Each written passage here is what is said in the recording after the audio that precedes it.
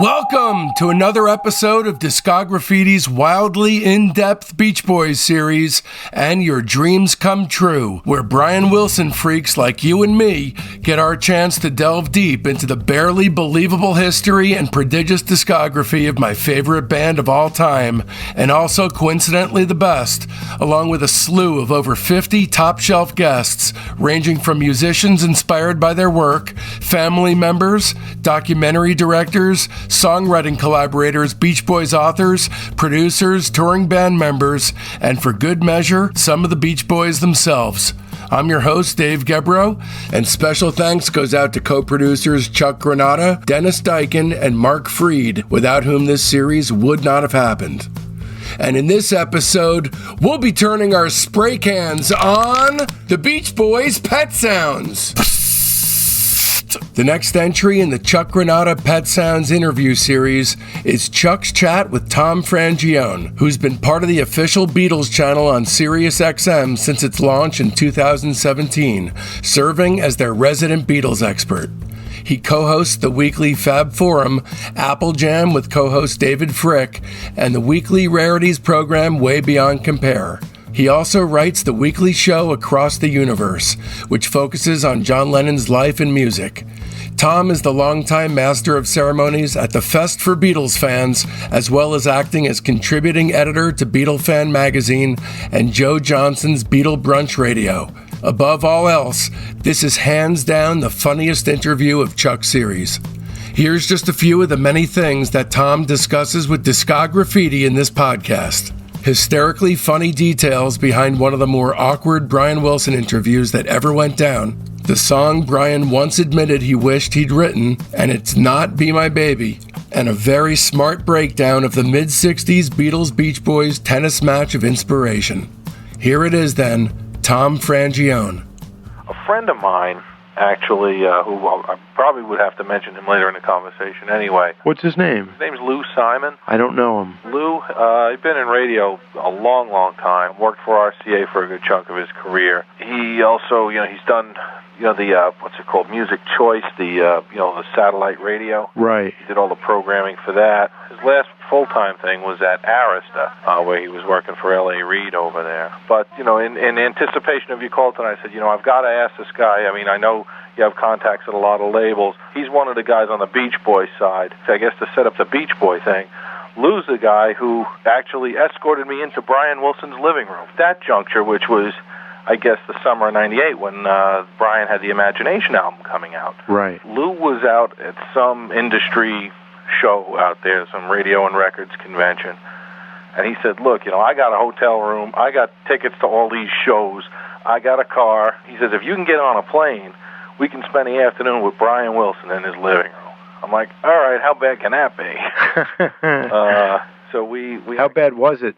No. Let me tell you, he was so, I guess the nice way to put it was unfocused.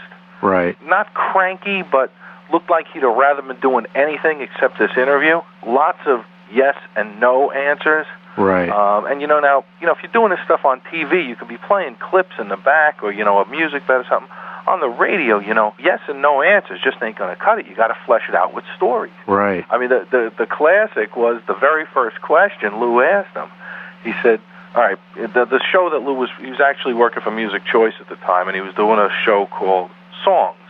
It was, okay, Chuck, tell us about, the song that makes you think of your first girlfriend. All right, Chuck, the song that takes you back to when you're a teenager driving around in your car. Okay, tell us about the song.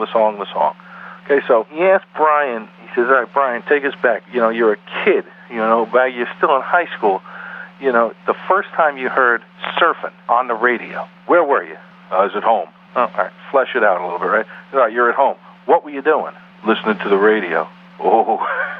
Oh, man. It's going to be a long afternoon. Oh, God. Actually, at one point during the interview, he had an assistant who was kind of like his nanny, took me out of the room because I was there under the the heading of, I guess, flunky/technical expert, in case they ever said, well, what was on the B side of this record? Or, Right. I was there as kind of the little extra Beach Boy muscle. And she kind of motioned to me to come out of the room, and she said, try and get your friend, because Lou was doing this, this is his interview, not mine. He said, try and get him to steer clear of yes and no answers. You ask him a yes or no answer, you're going to get yes or no. You got to try and engage him a little. He wasn't real cooperative. I think he'd have rather been doing anything that day besides this interview. Right. And I brought out, I said, all right, I'm not going to ask him for 10,000 autographs here.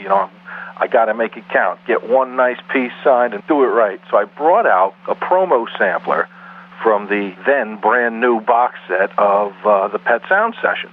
There was a one-disc sampler, really nice piece, and I asked him to sign it, and this is now after the tape is running. This I would have killed or died to have on tape. I said, I love that take on there, of you singing God Only Knows. And he says, I never sang that. Now, I'm not going to pick a fight with him in his living room, right? The answer is as near as the closest CD player. And I said, well, yeah, there's the version on there, with you singing it. Well, I never sang that. So Lou jumped in kind of so as not to get anybody embarrassed. He said, okay, Brian, you never sang that one. When you wrote it, how did you decide that you were going to have Carl sing this instead of you? And I swear to God, his answer was, well, I wrote that song and said, Carl, I want you to sing this. And then he said, no, Brian, you sing it. And I said, no, Carl, you sing it. And he said, no, Brian, you sing it. And I said, no, Carl. And he just kept going on and on. All right, that concludes your free sneak peek into today's Patreon episode. If you want to hear the rest of it, just visit patreon.com/discograffiti and either purchase this podcast by itself for $4, or better yet, subscribe at the major tier and get access to Discograffiti's 4 weekly episodes.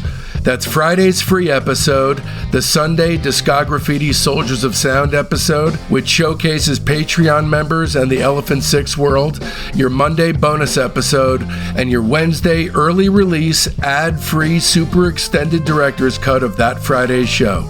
Please keep in mind this is entirely how I support my wife and 6-year-old son, so don't risk feeling badly about yourself by not supporting Discograffiti. Become a member so you don't miss a single thing at patreon.com/discograffiti.